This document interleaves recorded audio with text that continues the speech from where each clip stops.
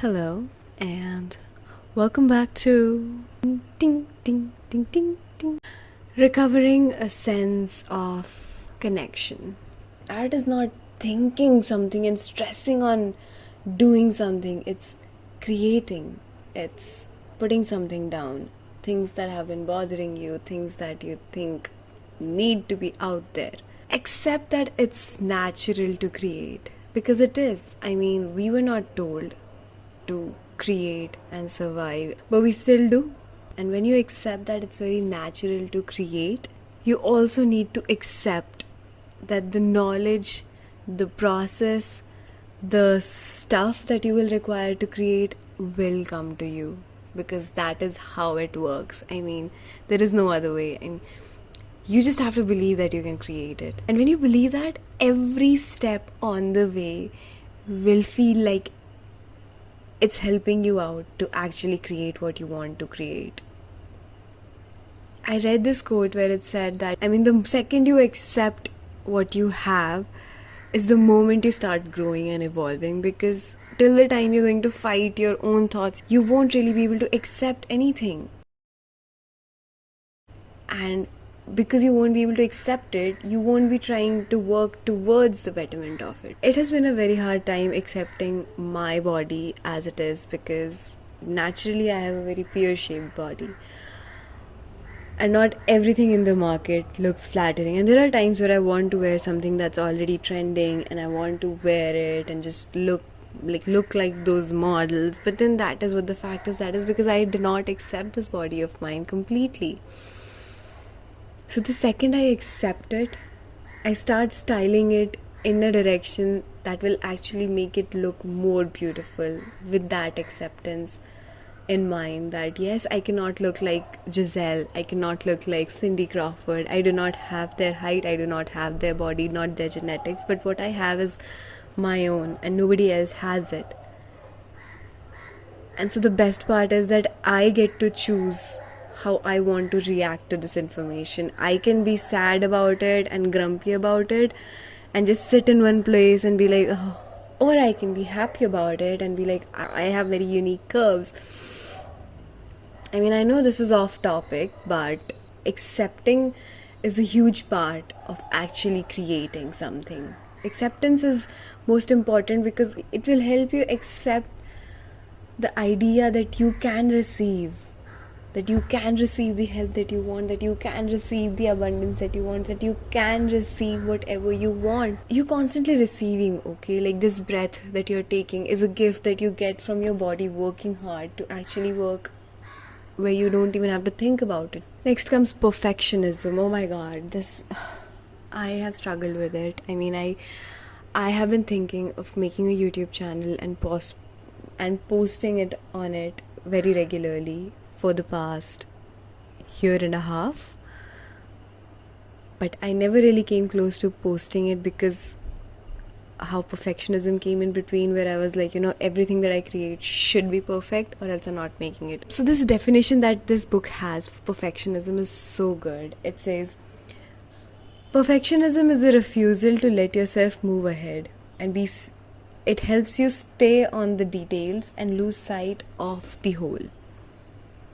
Now, don't fear mistakes, because there are no mistakes. For a person who follows perfectionism, every draft is the final output. But that is so untrue. We cannot think the first thought to be the most ideal thought, because most of the best ideas come after actually having a first thought, then ruminating on it, then having another about it, then having some ideations that actually work. No design has worked the moment it came out as the most perfect idea, because the moment you create something, constantly it needs upgradation. Is the thing for a creator.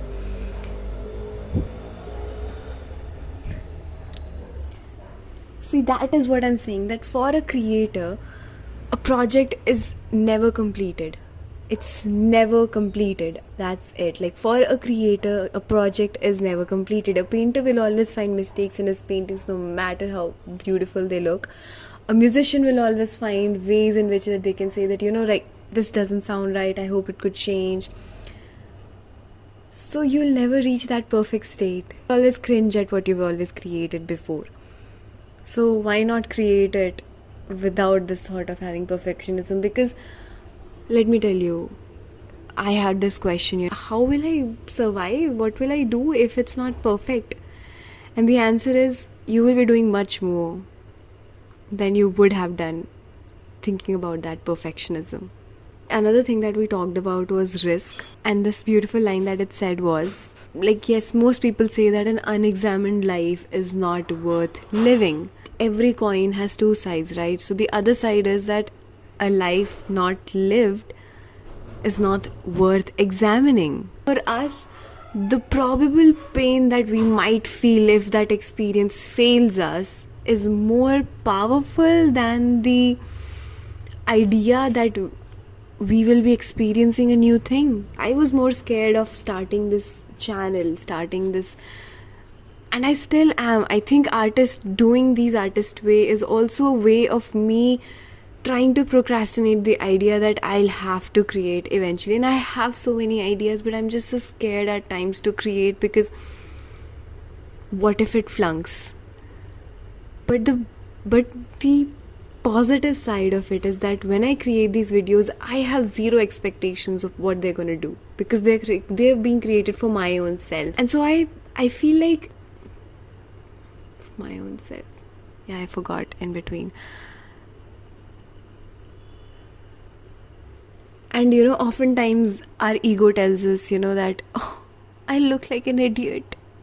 And then it replays all the images of all the first times that we had, the first time we fell in front of a group of people, the first time we tried creating our look and everybody laughed at us, the first time we tried to sing on the stage and it wasn't the most perfect pitch, the first time we danced on stage and you kind of forgot your step there.